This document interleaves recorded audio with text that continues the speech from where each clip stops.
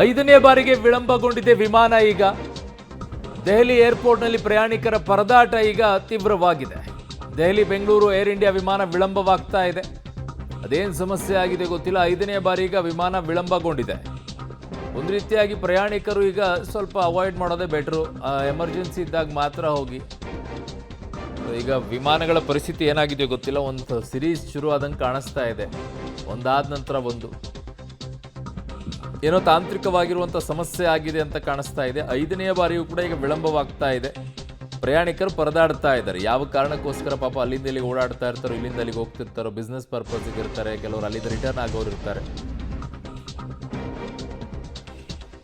ಲಖನೌ ವಿಮಾನ ನಿಲ್ದಾಣದಲ್ಲೂ ಕೂಡ ಒಂದು ಭಾರೀ ಅನಾಹುತ ಆಗೋದಿತ್ತು. ಅದೃಷ್ಟವಶಾತ್ ಯಾವುದೇ ರೀತಿಯಾಗಿ ಅಂಥದ್ದೇನೂ ಆಗಿಲ್ಲ. ಸೌದಿ ಏರ್ಲೈನ್ಸ್ ವಿಮಾನದಲ್ಲಿ ಚಕ್ರದಲ್ಲಿ ಬೆಂಕಿ ಕಾಣಿಸಿಕೊಂಡಿದೆ. ಇದು ಸೌದಿ ಏರ್ಲೈನ್ಸ್, ನಾವು ಏರ್ ಇಂಡಿಯಾ ಹೇಗೆ ಕರಿತೀವೋ ಹಾಗೆ ಸೌದಿ ಏರ್ಲೈನ್ಸ್ ಅಂತ ಇದೆ.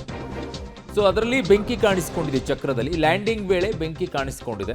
250 ಹಜ್ ಯಾತ್ರಿಕರು ಪ್ರಾಣಾಪಾಯದಿಂದ ಪಾರಾಗಿದ್ದಾರೆ. ಜೆಡ್ಡಾದಿಂದ ಲಖನೌಗೆ ಬಂದಿಳಿದಿದ್ದು ಸೌದಿ ಏರ್ಲೈನ್ಸ್.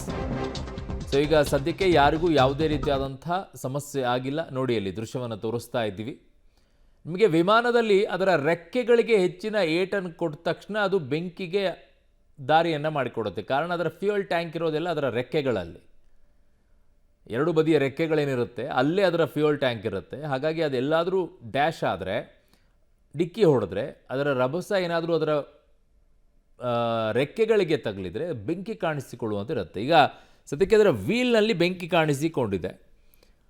ಸದ್ಯಕ್ಕೆ ಯಾವುದೇ ರೀತಿಯಾದಂಥ ಅನಾಹುತ ಆಗಿಲ್ಲ. 250 ಹಜ್ ಯಾತ್ರಿಕರಿದ್ರಂತೆ, ಅವರೆಲ್ಲರೂ ಕೂಡ ಈಗ ಪಾರಾಗಿದ್ದಾರೆ.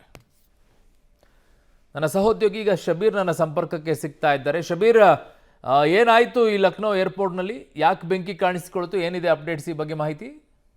ಅರುಣ್, ಜಡ್ಡಾದಿಂದ ಇದು ಲಕ್ನೋಗೆ ಬಂದು ಇಳಿಬೇಕಾದಂಥ ಸಂದರ್ಭದಲ್ಲಿ, ಅಂದರೆ ಲ್ಯಾಂಡಿಂಗ್ ಸಂದರ್ಭದಲ್ಲಿ ಚಕ್ರದಲ್ಲಿ ಬೆಂಕಿ ಕಾಣಿಸ್ಕೊಂಡಿದೆ ಅನ್ನುವಂಥ ಮಾಹಿತಿಗಳು ಬರ್ತಾ ಇದ್ದಾವೆ.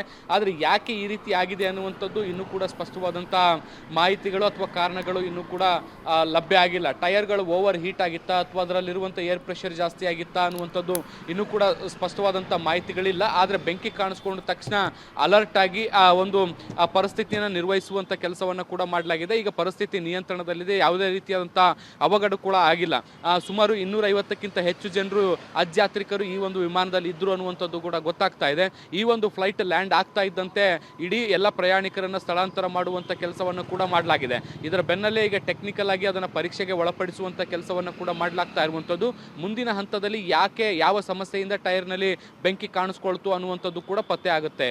ಅರುಣ್, ನಿಮ್ಮೆಲ್ಲ ಮಾಹಿತಿಗೆ ಧನ್ಯವಾದಗಳು. ಸೊ ಲ್ಯಾಂಡಿಂಗ್ ವೇಳೆ ಕಾಣಿಸಿಕೊಂಡಿತ್ತು ಬೆಂಕಿ. ಯಾವುದೇ ರೀತಿಯಾದಂಥ ಅನಾಹುತ ಆಗಿಲ್ಲ. ಈಗ ಸದ್ಯಕ್ಕೆ 250 ಹಜ್ ಯಾತ್ರಿಕರು ಕೂಡ ಪ್ರಾಣಾಪಾಯದಿಂದ ಪಾರಾಗಿದ್ದಾರೆ. ಸೌದಿ ಏರ್ಲೈನ್ಸ್ ಇದು ಜಡ್ಡಾದಿಂದ ಲಖನೌಗೆ ಬಂದಿಳಿದಂಥ ಏರ್ಲೈನ್ಸ್.